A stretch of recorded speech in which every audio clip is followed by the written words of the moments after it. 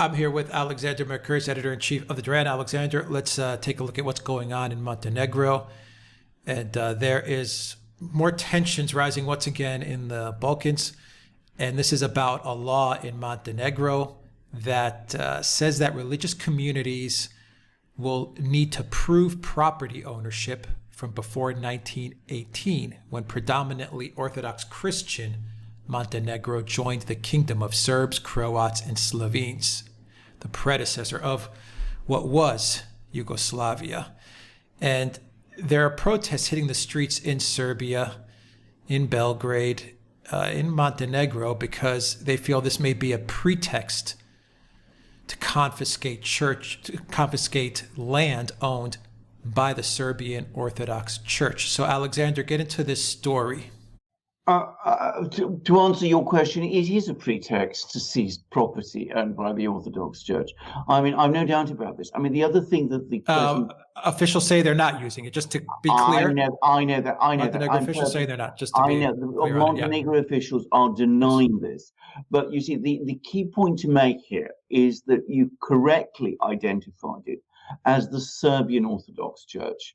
Now, the point to understand about the Serbian Orthodox Church is that, of course, it is the Orthodox Church in this part of the Balkans. Montenegro, for a very, very long time, was extremely close to Serbia. Many people who live in Montenegro, in fact, specifically consider themselves to be Serbs. I mean, they don't really see a cultural or ethnic distinction between themselves and the people of Serbia. Now, not all Montenegrins, of course, think that way, but a lot of them do. Around half the population, historically, has tended to see themselves as Serbs. So the point was that the churches, the Church of Montenegro and the Orthodox Church of Serbia, were in essentially one and the same. Now, what is happening is that the present government of Montenegro, which is brought Montenegro into NATO, is pro-US, is pro-Western, and is trying to define Montenegro in an anti-Serb direction. It distance Montenegro from Serbia, which is of course not in NATO, not pro-Western, at least, and is pro-Russian. It is trying, in effect, to create a division between the church in Montenegro, to separate the church from Montenegro from the church in Serbia, and to weaken the historic, cultural, and religious ties between Montenegro and Serbia. And that will involve, I have no doubt of it, in time, confiscation of church property, Serbian church property, and an attempt eventually to disestablish the Serbian Orthodox Church in Montenegro. I have no doubt that is the agenda. And if you look at the general state of the Orthodox world, this now follows a pattern. We've seen this attempt being made to set up this church, this separate Orthodox Church in Ukraine, which will be, somehow distance Ukraine from the Russian Orthodox Church, which is the Orthodox Church to which the great majority of Ukrainian Orthodox Christians adhere. And you've seen the pressure that's been put on Orthodox churches around the world to recognize this church. And the Greek Orthodox Church has been put under enormous pressure to do this. And some of the hierarchs of the Greek Orthodox Church have agreed. The official church, I think, has agreed. Some of the hierarchs in the Orthodox Church in Greece are very unhappy about this, but there's attempts to overrule them. And there's been attempts to pressure the Patriarch of Alexandria to do the same. So it's part of this general pattern that we're now seeing across the Orthodox world, which is to trying to create divisions within the Orthodox community, with some people, I'm sorry to say, see increasingly as an instrument ultimately of Russian diplomacy, but also specifically in the Balkans of Serb diplomacy, and these attempts to create separate Orthodox churches in conflict with each other. It is a disastrous policy. it completely misunderstands the feelings of Orthodox Christians. It's trying to set Orthodox Christians against each other, and it is causing enormous harm. And in Montenegro itself, it is creating tensions with many, many people in Montenegro, extremely unhappy about this political attack on that. Get into why you think this law will eventually lead into the confiscation of church property. Because there will be an attempt, as I said, to create a specifically Montenegrin Orthodox Church. This property will be seized and it will be given to the Orthodox Church that is going to be created in Montenegro. That's a prelude. This is a prelude. It's a prelude. It's a stepping stone towards that objective. I mean, it's something very similar, by the way, was being attempted in Ukraine. The present Ukrainian government of President Zelensky seems to have backed off doing this. And what I'm hearing from Ukraine is that this new Orthodox Church that was created in Ukraine isn't actually doing very well. It's not winning over many followers, and it's already suffered splits and divisions. But it's the same agenda. It's the same policy that's been followed in Montenegro. And that, I think, is what it's all about. It's ultimately not Orthodox believers, not Orthodox Christians coming forward and saying, we want to separate from the Russian church if they're Ukrainians, or from the Serbian church if they are in Montenegro. It is a political agenda being pursued by certain people in Ukraine and Montenegro who are getting support from the United States and from the West. It is essentially the balkanization of the Orthodox Church. I mean, correct, absolutely right. Except, of course, and you know, we have to be careful here because, as I said, it's not really working very well. You can set up these Orthodox churches, but of course, if people won't support them, and you know, people in the Balkans, in Ukraine, are very, very conscious of what is being attempted here, then of course they won't really gather very much traction unless you are able to seize the physical buildings, you know, the churches themselves, the property. When you talk about property, I mean, you know, we often mean churches. And that is monasteries, and that it seems is ultimately what this is all about. The Greek Orthodox Church fell rather quickly to this plan. I mean, they pitted themselves against the largest and most powerful Orthodox Church, which is the Russian Orthodox Church. But the Greek Church folded very, very quickly, and there are reports, and you've confirmed those reports, I believe, correct me if I'm wrong, that the Greek foreign policy diplomats are now actively trying to promote the breakup of the Orthodox Church, or they're promoting at least the Ukrainian Orthodox Church, this schismatic church. Absolutely. I'm sure they'll do the same, by the way, with the church in Montenegro. I mean, this is an extraordinarily misguided policy. But as I understand it, the Greek Foreign Ministry, its diplomats, have been lobbying Orthodox churches around the world to recognize the schismatic church that has been created in Ukraine, and to try to get, I'm sure they'll try to do the same for whatever church is eventually set up in Montenegro. And, you know, which will pit Greece against Serbia in this case. It'll pit Greece against Serbia, it's pitting Greece against Russia, it is pitting the Greek Orthodox Church, which, as I said, is not, by the way, united in this decision, but it's pitting the Greek Orthodox Church against the Russian Orthodox Church, which, as you say, is the biggest and the most powerful by far, and which is attracting, incidentally, more believers. I mean, one of the effects of the setting up of that schismatic church is that former breakaway Russian Orthodox churches, going back to the period of the Russian Revolution that existed in the West, are now rejoining it. So as I understand it, the Russian Orthodox Church has actually gained more followers and believers since that schismatic church was set up than it has lost. But it is not in the end a good policy for Greece. And of course, it's a disaster. It's potentially a disaster for the Greek Orthodox world. Who's behind this? In Serbia's case, in Ukraine's case? The United States. The United States, but who's behind it in the United States? That's my point. I mean, this is not an official policy No, of the it's United not. States. It's not an Who's official pulling the strings policy. here?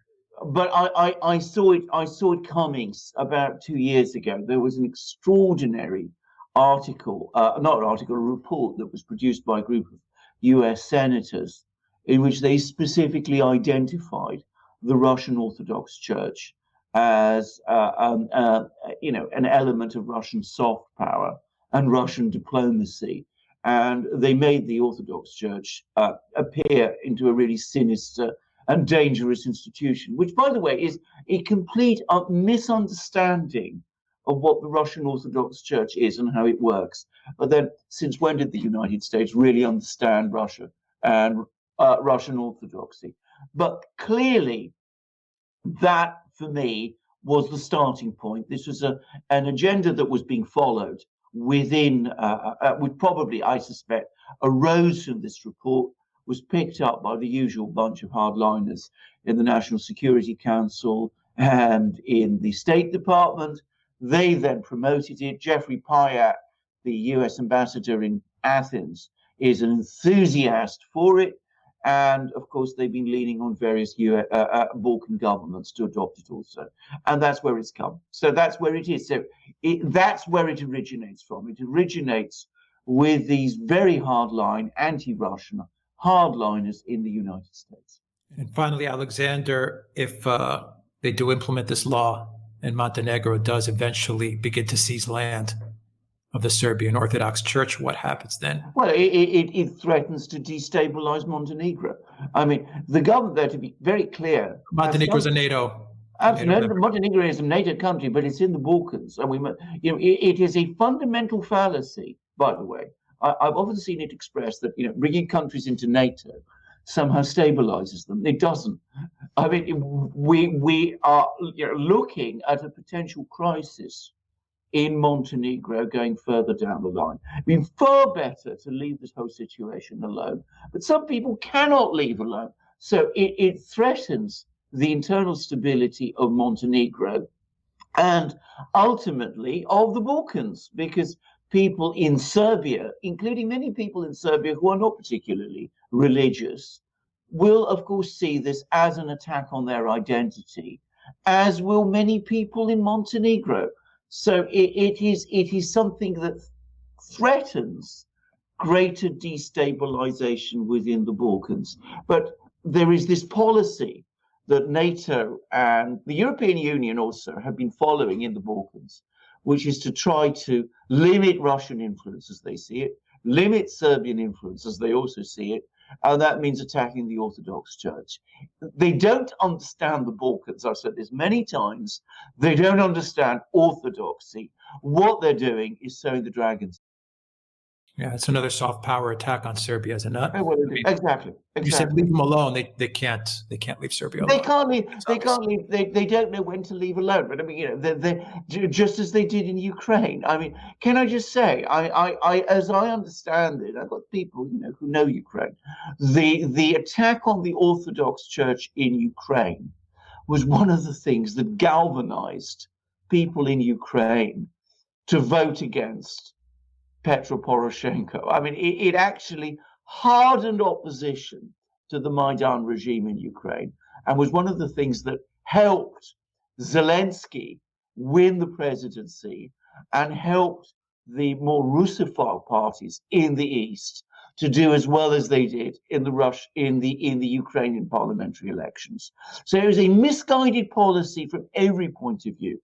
In the Balkans, where let's be frank, we're sometimes rather more fiery and more passionate about these things, it's even more dangerous. It can lead, these things can lead to conflict.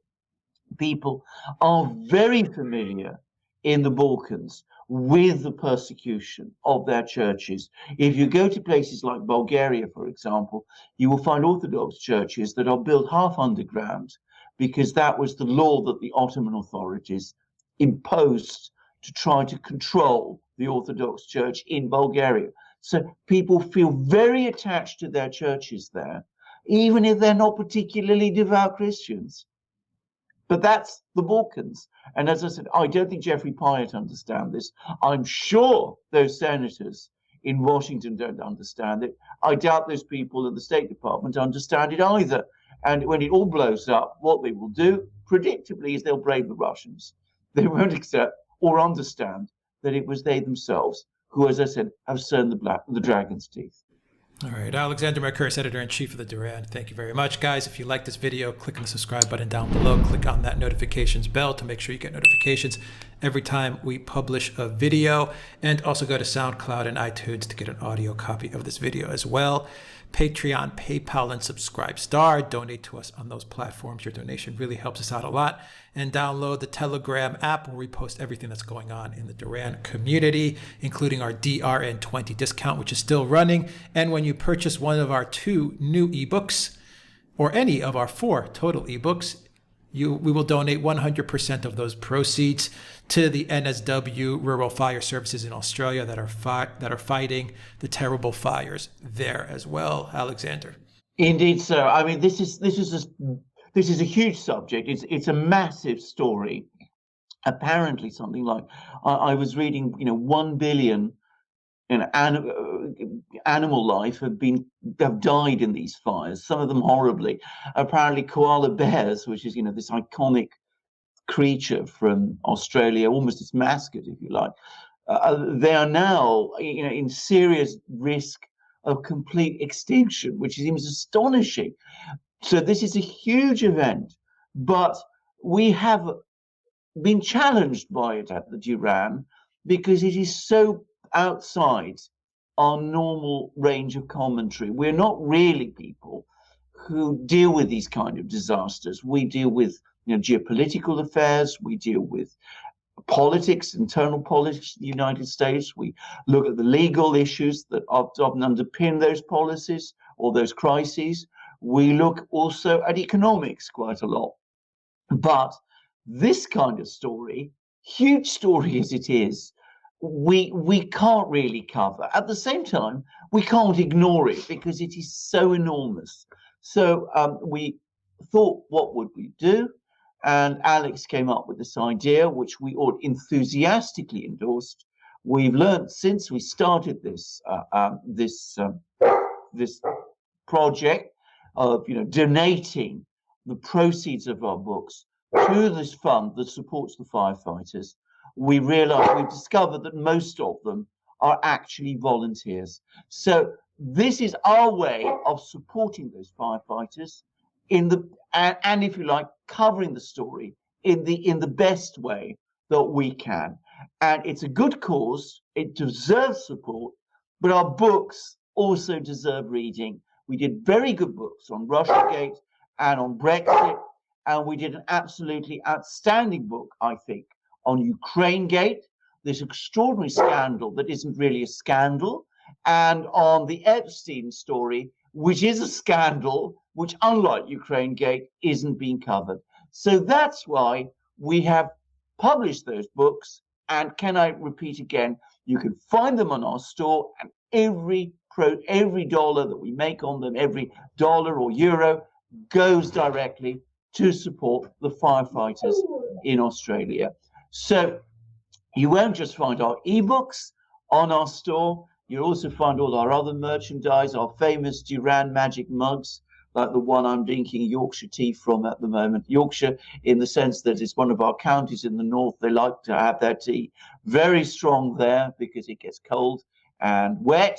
But of course, it's Indian tea. It's basically Indian tea.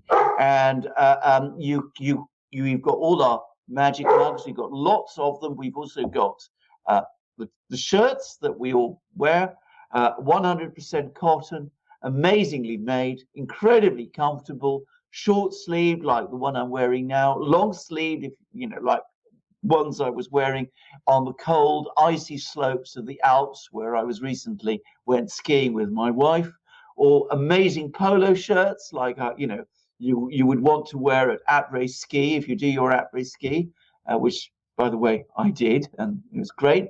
But you've got amazing shirts. We've also got other amazing quality, high quality items. We've got hoodies, we've got hats, we've got stickers, we've got all these wonderful things on our shop.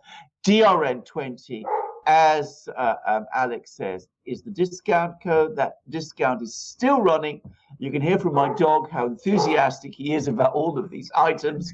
So please come along, help the Duran, support the Duran.